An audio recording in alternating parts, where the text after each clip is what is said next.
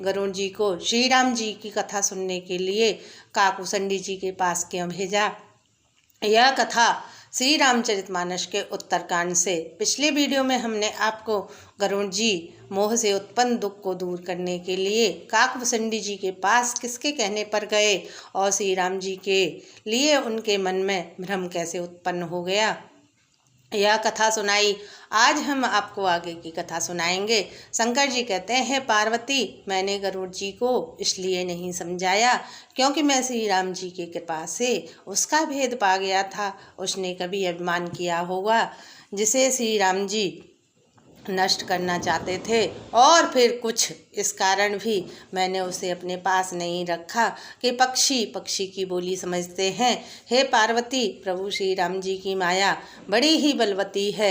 ऐसा कौन ज्ञानी है जिसे वह मोह न ले। जो ज्ञानियों में और भक्तों में शिरोमणि हैं और भगवान विष्णु के वाहन हैं, उन गरुड़ जी को भी माया ने मोह लिया। यह माया जब शिव जी और ब्रह्मा जी को भी मोह लेती है तो दूसरा बेचारा क्या चीज़ है। मन में ऐसा जानकर ही मुनि लोग उस माया के स्वामी श्री राम जी का भजन करते हैं।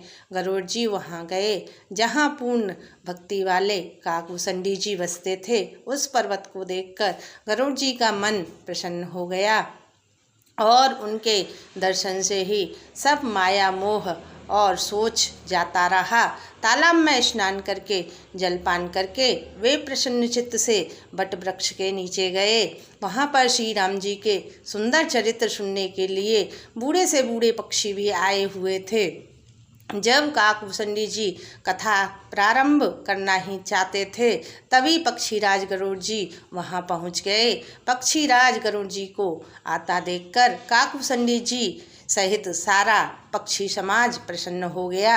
सभी ने गरुड़ जी का आदर सत्कार करके कुशल पूछकर बैठने के लिए सुंदर आसन दिया।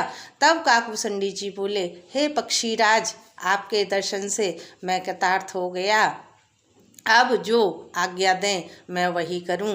कि किस कार्य के लिए आप यहाँ आए हैं। तब गरुड़ जी ने काकभूषणी जी से कहा, आप तो सदा से ही कृतार्थ रूप हैं, जिनकी बड़ाई स्वयं महादेव जी ने अपने मुख से की है।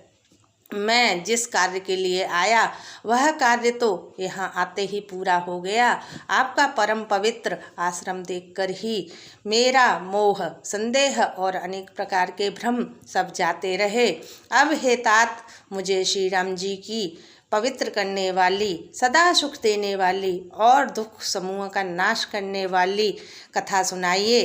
गरुड़ जी की विनम्र, सरल, सुंदर पवित्र वाणी सुनते ही काकभूषणी जी के मन में परम उत्साह हुआ और वे श्री राम जी के गुणों की कथा करने लगे। हे पार्वती, पहले उन्होंने बड़े ही प्रेम से श्री रामचरितमानस का सरोवर का रूपक समझाकर कहा। फिर नारद मुनि का अपार मोह, फिर रावण का अवतार कहा, फिर प्रभु के अवतार की कथा का वर्णन किया।